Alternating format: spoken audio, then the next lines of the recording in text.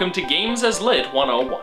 The game we're talking about today is without a doubt one of the most influential games of our time, and possibly of all time. It revolutionized the first-person shooter on consoles and set off a trend of sci-fi games that lasted all the way until Call of Duty replaced it with drab Twitch shooting. We speak today of Halo. And no, I am not calling it Combat Evolved. That's a stupid subtitle that Microsoft forced onto Bungie because they thought their target audience would be too stupid and immature to appreciate a game that didn't explicitly reference fighting in the title. I mean, okay, they may have actually been right about that, but still, it's a stupid subtitle and I am not using it. That said, we are talking specifically about the first game. I will cover the other games in the series at some point later on, but after that hour-long Bioshock analysis last month, I was in no hurry to take on the entire Halo series in one episode, so here we are. The significance of Halo to the development of video games is not to be understated. It revolutionized the first-person shooter and, more importantly, set the stage for the genre's success on consoles. Games like GoldenEye, Medal of Honor, and Perfect Dark had done well on consoles before, but Halo's superb design and smooth control scheme simply worked better than any controller-based shooter had before it, and basically every shooter since has followed its lead to one extent or another. In addition, the Xbox was kind of floundering when it first started, and it's not an understatement to say that Halo, and Halo alone, kept the console afloat long enough to eventually get some other exclusives that made it worthwhile. So basically, without Halo to serve as the only good reason to buy the Xbox, it likely would have gone the way of Sega.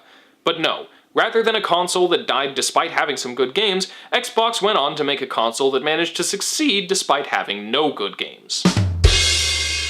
All joking aside though, that makes Halo one heck of an influential game. And would you believe it was almost on the Mac?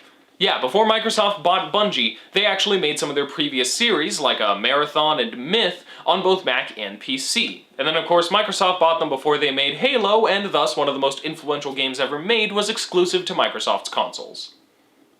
So now we can dive right in, but as usual we have the warnings about spoilers. This is a literary analysis, meaning that we're going to be going over the story in full detail, so if you haven't played the game already, you're about to have it spoiled for you. As always, I highly recommend playing the game first, but in any case, here we go. The first thing the game does is bring up a menu screen that slowly pans around this strange object in space over some gorgeous music reminiscent of Gregorian chanting. This, honestly, says a lot to me. I mean, this is the first impression. Gamers popping this sci-fi war game in for the first time are greeted with a slow, beautiful male chorus rather than blaring trumpets or hardcore guitars like you might expect. I know this has gotten more common over time, but back then this is something I expected more of Final Fantasy than a sci-fi shooter. And believe it or not, the scene this music sets is a very appropriate one, as we'll see in a bit. So we start with this cruiser, and the captain asks a woman if they lost them, and there's this big ring in space, and a bunch of aliens are attacking, and whoa, okay, we need to back up a bit.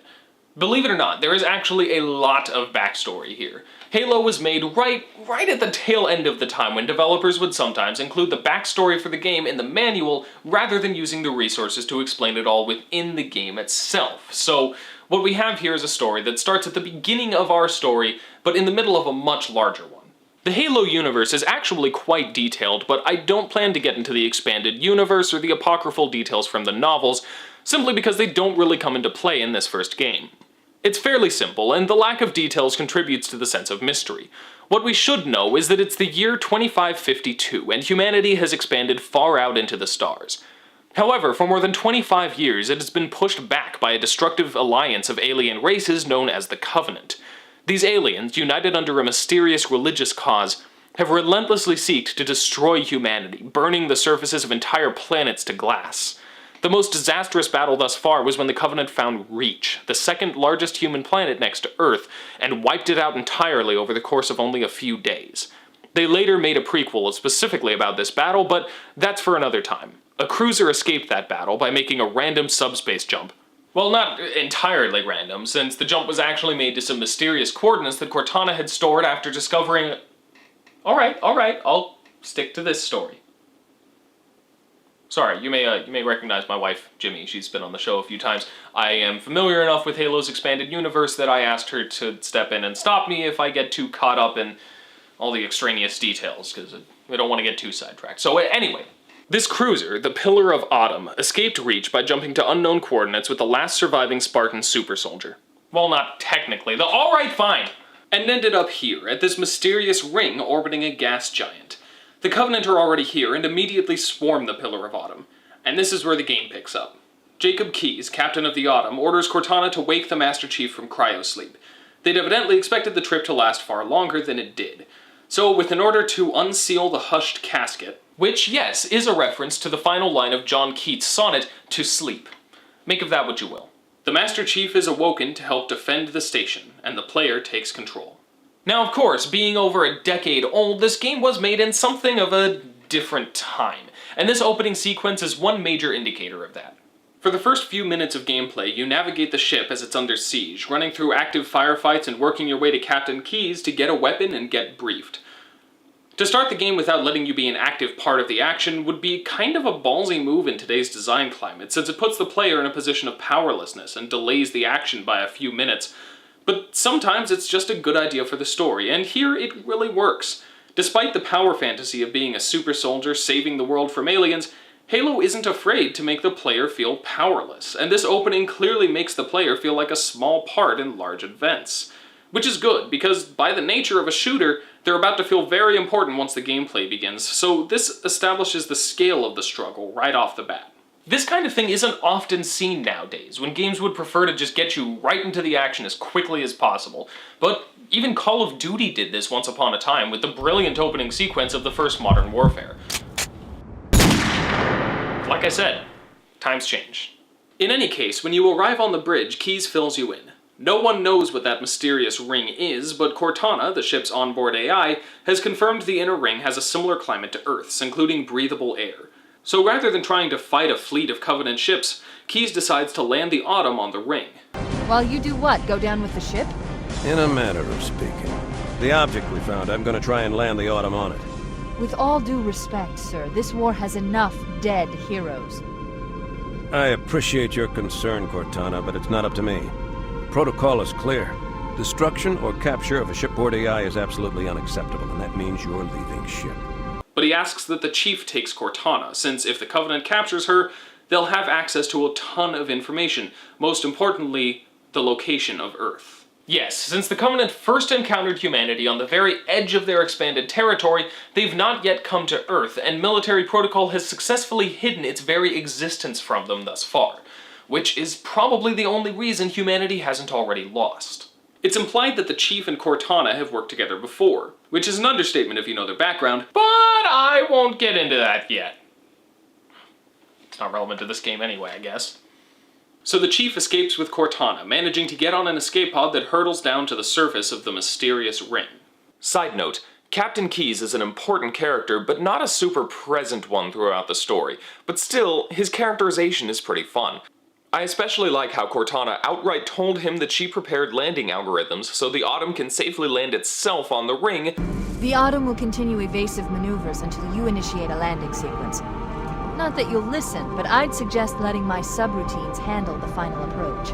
But Keyes just manually takes the giant freaking cruiser through Covenant fire and lands it on the mysterious space object. I knew it! The Autumn's accelerating, Keyes is going in manual! Like a boss.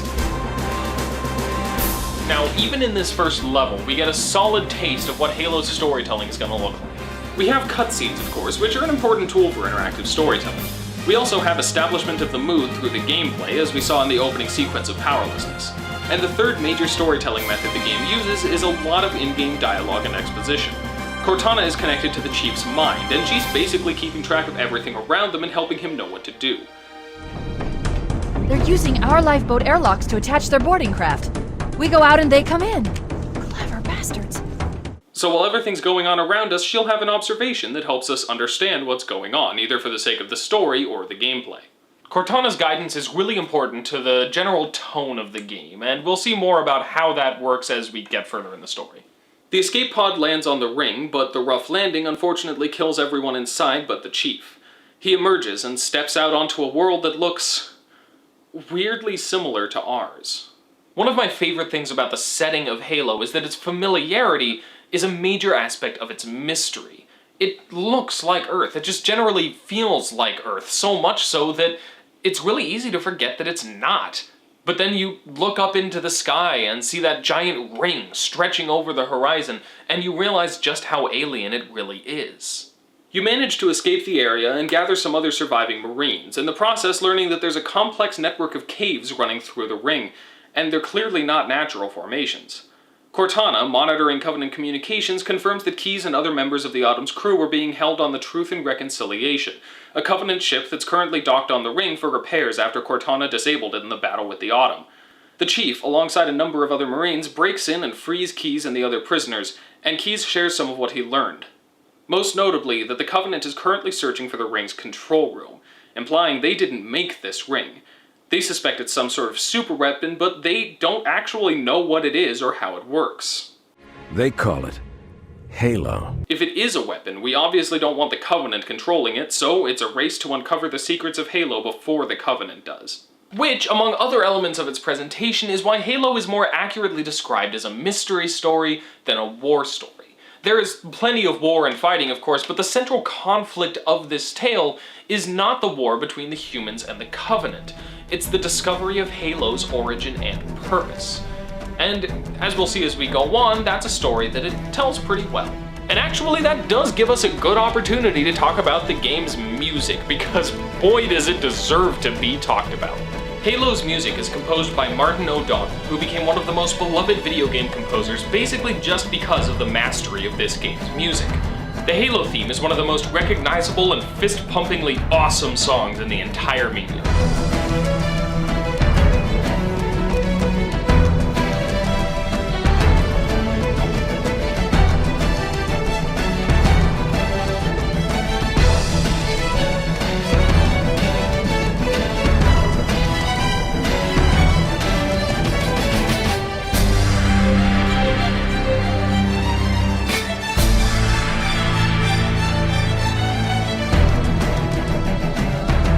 One thing I already noted about the music is the distinct choral sound, resembling Gregorian chant. This kind of music is usually used to denote scale and mystery. It brings to mind images of great cathedrals, beauty that is both enthralling and mysterious, which is a pretty accurate description of Halo itself.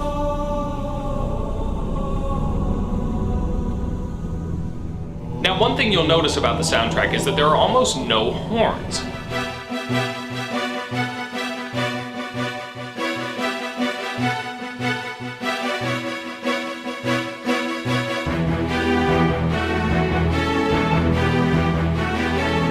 There's like one song with them in the entire thing, and that's pretty abnormal. Trumpets, trombones, French horns, among other brass instruments are basically the go-to sound for exciting orchestral music.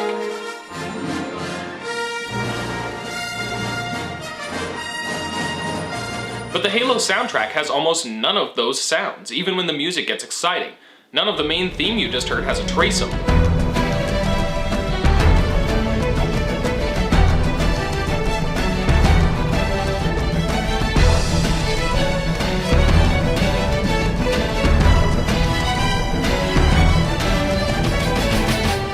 In fact, Halo's music makes heavy, almost exclusive use of strings and percussion.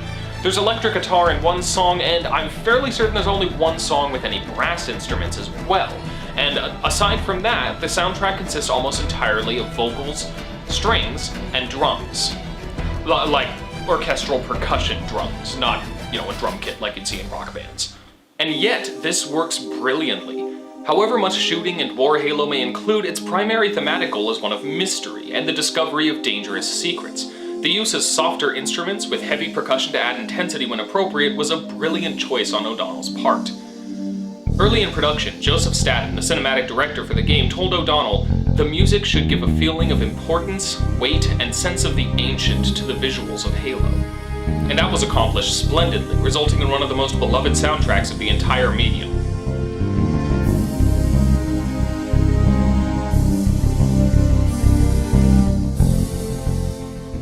So then, back to the story. Now that Keyes is back in command, the Chief and some Marines go after what the Covenant are referring to as the Silent Cartographer, thought to be a map room of some kind that should reveal the location of Halo's control room. While searching for the Silent Cartographer, the tunnels beneath Halo were revealed to stretch miles below the surface, implying that the entire ring is artificially made. The Covenant find the map first, but the Master Chief isn't far behind, and he continues into the mechanism of Halo in order to assault the control room, while Captain Keyes takes soldiers to investigate a Covenant weapons cache. It's during this assault that we see just how similar Halo is to Earth, even to the point of kind of arbitrarily mimicking weather patterns like snow. The game very much enjoys giving us tiny insights into Halo one bit at a time as we go through the game, which of course are all leading up to a few reveals coming up soon. The Chief eventually gets to Halo's control room and plugs Cortana in so she can find out more about it and plan out their next step. But something's not quite right. How do we use it against the Covenant? This ring isn't a cudgel, you barbarian. It's something else. Something much more important. The Covenant were right. This ring... it's Forerunner. Give me a second to access. Yes, the Forerunner built this place, what they called a fortress world, in order to... Wait. No, that can't be. Oh, those Covenant fools. They must have known. There must have been signs. Slow down. You're losing me. The Covenant found something. Buried in this ring. Something horrible. And now, they're afraid. Something buried? Where? The captain. We've got to stop the captain. Keys? The weapons cache he's looking for. It's not really... We can't let him get inside. I don't understand. There's no time. Get out of here, find Keys, stop him. Before it's too late! So with Cortana still in Halo's system to keep an eye on things, the Master Chief heads to the location Captain Keyes has been exploring. And while the Silent Cartographer is the most beloved of Halo's levels for its design, this level here is one of the most brilliant in terms of storytelling of any first-person shooter I've ever played. The atmosphere and the environmental storytelling are in top form here, resulting in one of the most effective narrative sequences of the entire Halo series. So, let's take a look at it and take it apart bit by bit. The first thing you see in this level is the Covenant running. I mean, they're grunts, and they're often running from one thing or another, but there doesn't appear to be any immediate danger. They're trying to get far away from something, and as you move into the structure ahead, you see that there is indeed no battle happening, they're just scared. As you press forward, you find the bodies of both Marines and Covenant, but even more than the signs of typical battle, you come across other strange things. Like when this door opens into a hallway splattered with insane amounts of Covenant blood, and when all these grunts are gathered around this door as though they expect an attack from further inside the facility. Much like the design of Halo's exterior from earlier levels, the setup and layout of this area is meant to build mystery and suspense, but this time, rather than invoking wonder and beauty, it invokes dread. And it's worth noting now that for the first time in the entire game, this whole level is played without any of Cortana's guidance. Things are getting pretty scary here, and the one who always had your back with an explanation and a clear grasp on what was to be done isn't here to help. Her absence for this segment of the game is a very purposeful atmospheric decision. The foreshadowing comes to a head when the Master Chief encounters a crazed Marine, backed against a wall and threatening him with a pistol while he screams nonsense. I won't be like you, I'll die first! Find your own hiding place, the monsters are everywhere! Apparently the original plan was actually for a gunshot to sound when the player moved on past this Marine, and if they came back, he would be dead. But I can see why they didn't go with that. I mean, that's really dark, probably a bit darker than Halo wanted to be, and it's hardly necessary to get the point across. In any case, the Chief eventually gets to a room that... Sorry, that's just...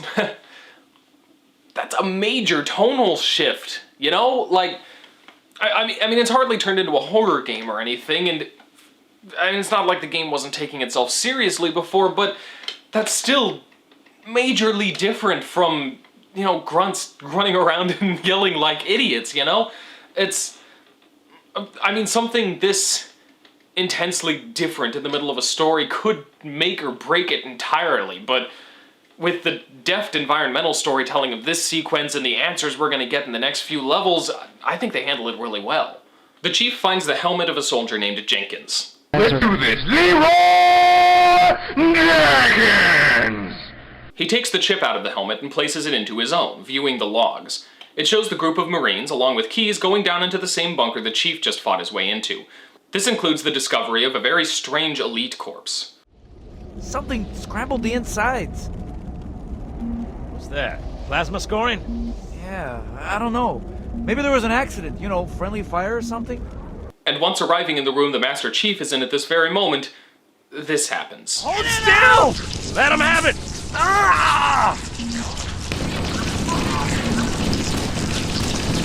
Sergeant, we're surrounded! God damn it, Jenkins! Fire your weapon! There are too many, Don't Sarge! even think about it, Marine.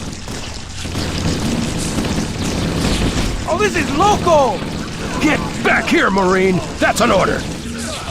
Jenkins!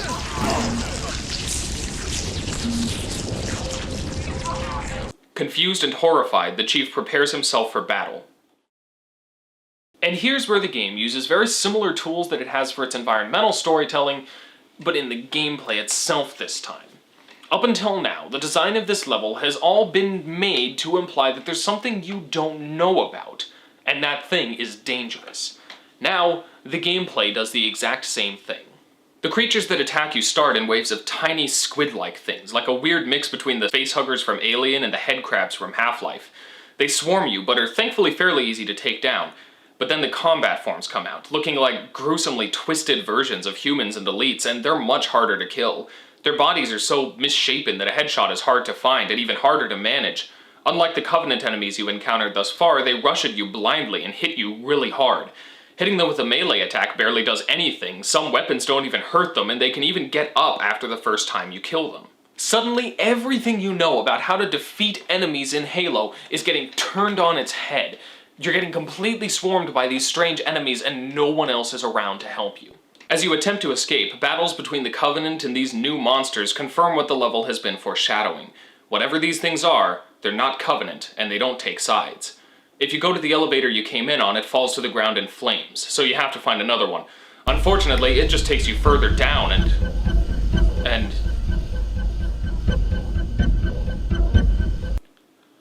Okay, I take back what I said about the whole suicidal marine thing being too dark.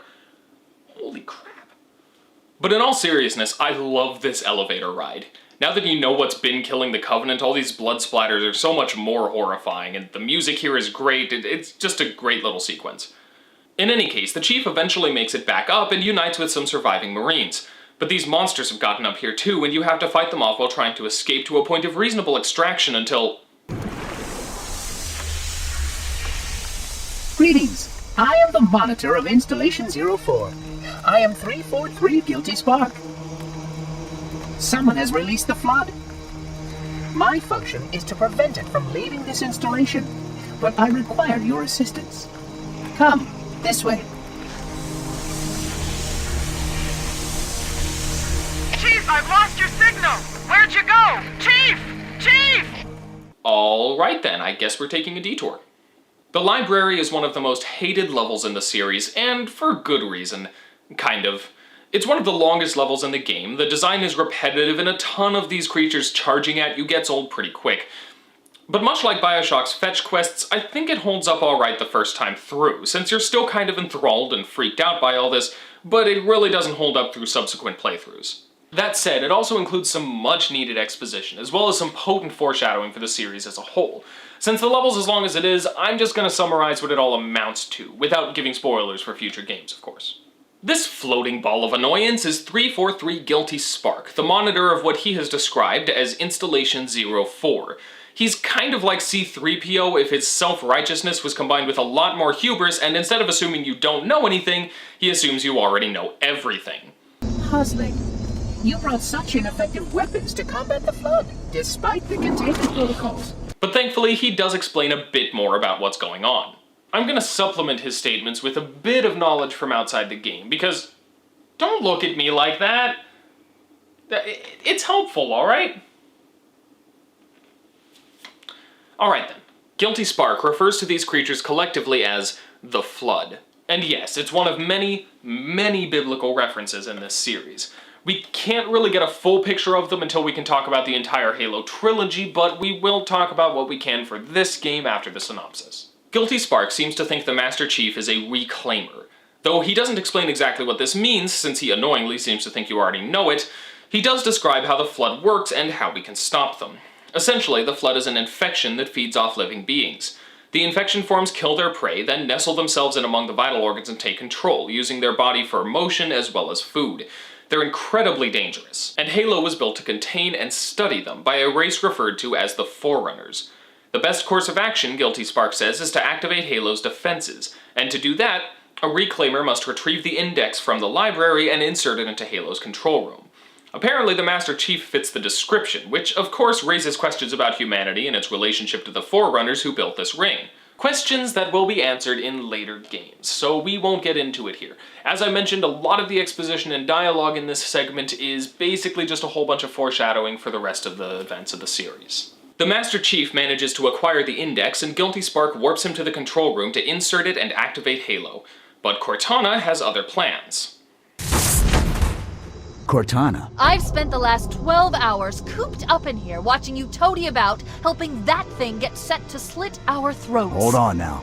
He's a friend. Oh, I didn't realize. He's your pal, is he? Your chum? Do you have any idea what that bastard almost made you do? You have no idea how this ring works, do you? Why the Forerunners built it? Halo doesn't kill Flood. It kills their food. Humans, Covenant, whatever. We're all equally edible. The only way to stop the Flood is to starve them to death. And that's exactly what Halo is designed to do. Wipe the galaxy clean of all sentient life.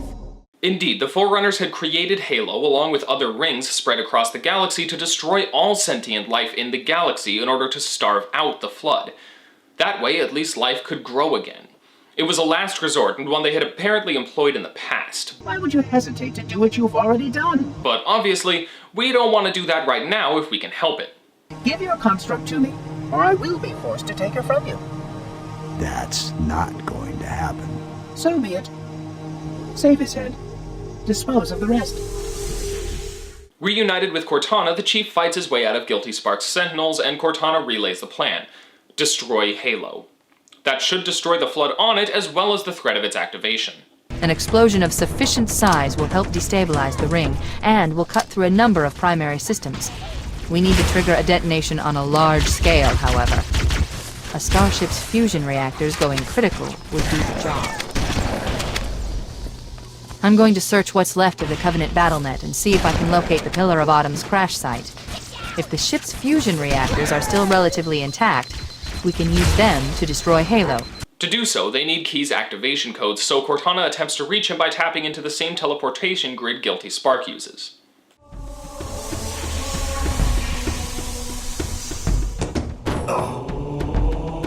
Oh, I see. The coordinate data needs to be... Right. Sorry. Well, it could have gone worse. Keyes seems to be somewhere on the Truth and Reconciliation again, but this time the ship has been entirely taken over by the Flood. As the Master Chief nears Captain Keyes, he gets a few communications from him, indicating that the Flood is breaking into his mind. I gave you an order, soldier. Now pull out! He's delirious. In pain. We have to find him. And indeed, when the Chief reaches him, he's already been taken by the Flood. In order to get the necessary codes, as well as putting Keyes out of his misery, the Chief punches through the soft, infected flesh to retrieve his neural implants. Now that Cortana knows the code necessary to destroy the Pillar of Autumn, the Chief escapes the infected Covenant ship on a Banshee and flies to the Autumn's crash site. There are some more shenanigans with Guilty Spark trying to stall our heroes, and a few interesting things he says as he's accessing the Autumn's records. You can't imagine how exciting this is! To have a record of all of our lost time! Human history, is it? Fascinating. But ultimately, the Chief manages to do irreversible damage to the Autumn's reactor, providing a limited window of time to escape before the ship will explode, hopefully taking the ring itself with it. This results in a pretty awesome race through the ship's corridors, but also unfortunately includes the death of Foehammer, the pilot who's been transporting you place to place throughout the game. Ultimately, the Chief manages to escape on a longsword fighter, and he and Cortana watch as Halo is destroyed.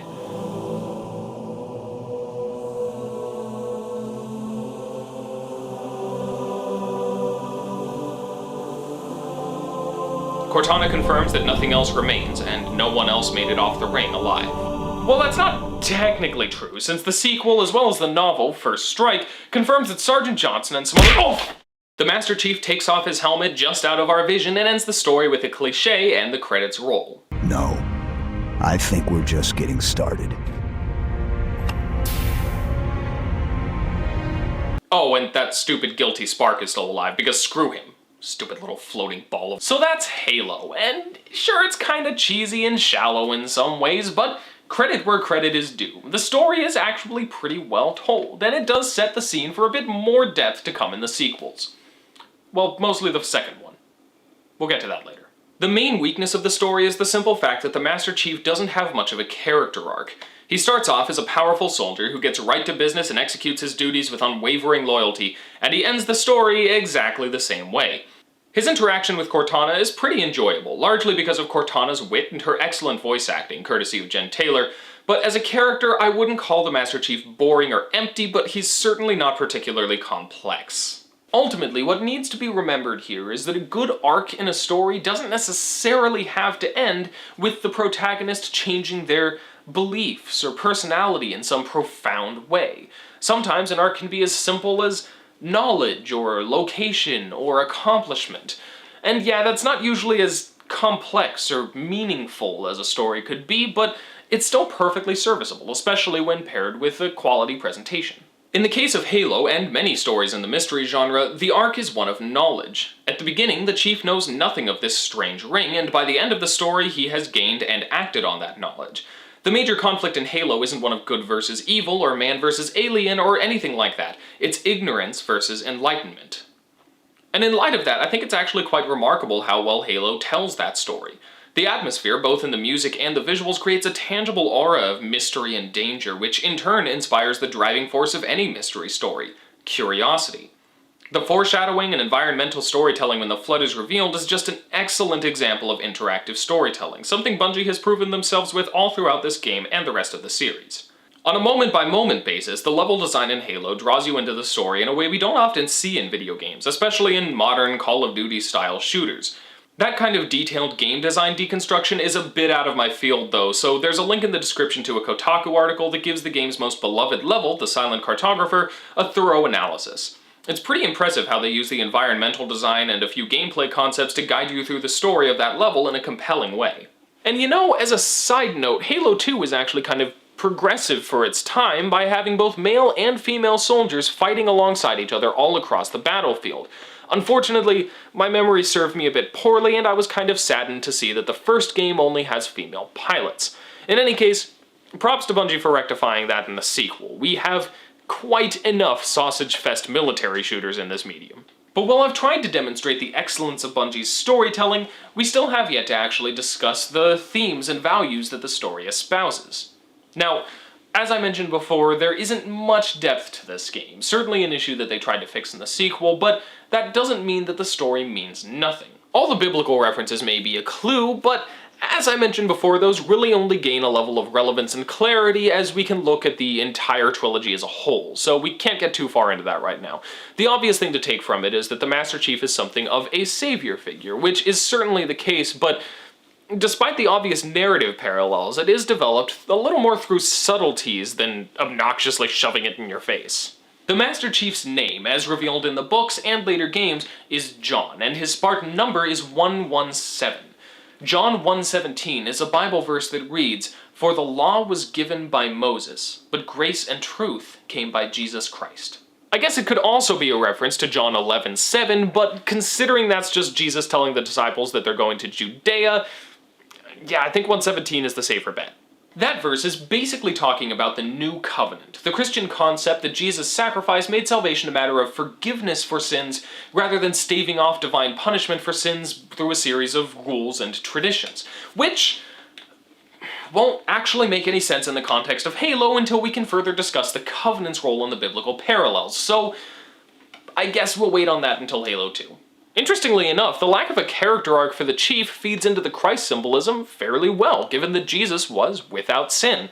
In fact, the only mistake the Chief really even makes is being briefly misled by Guilty Spark, and he never actually does what he was being led to do in that scenario, so that might actually be a pretty good analogy for Jesus' temptation in the desert.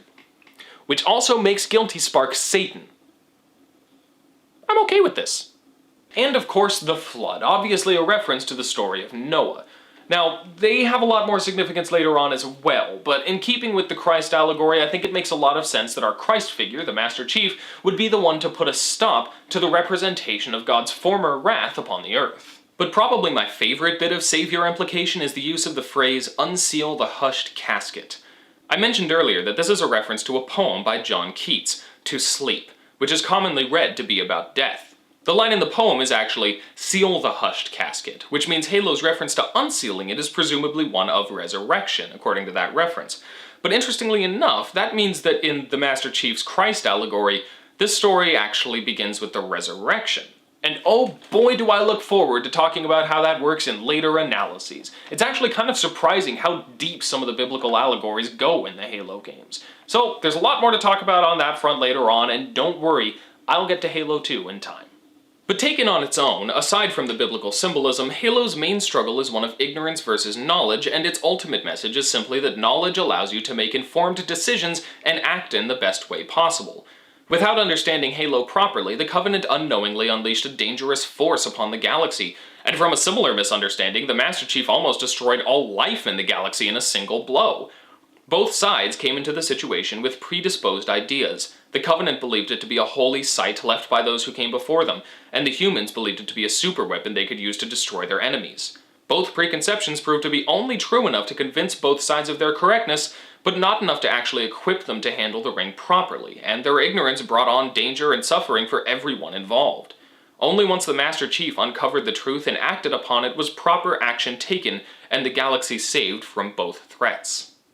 Well, until the Covenant goes poking around, but that's for later. In any case, that's Halo, and while it's hardly a masterpiece of deep character writing and complex societal themes, it is still a solidly told story that simply does what it does, and does it well, and you know what? There's nothing wrong with that. So go ahead and talk about all this in the comments, and make sure to subscribe if you haven't already. And if you really like this episode, and for that matter if you like what you see on the rest of the channel, please consider checking out the Patreon link in the description. More support for the show means more growth and improvement, not to mention some cool stuff for you. Next week, we're going to take a look at the collection structure, a convenient method of gameplay and story design that we see in a lot of games. And next time on Literary Analysis, we're going to be taking a look at the tragic tale of a young boy's quest to prove that love can indeed go too far. So until next week, class dismissed.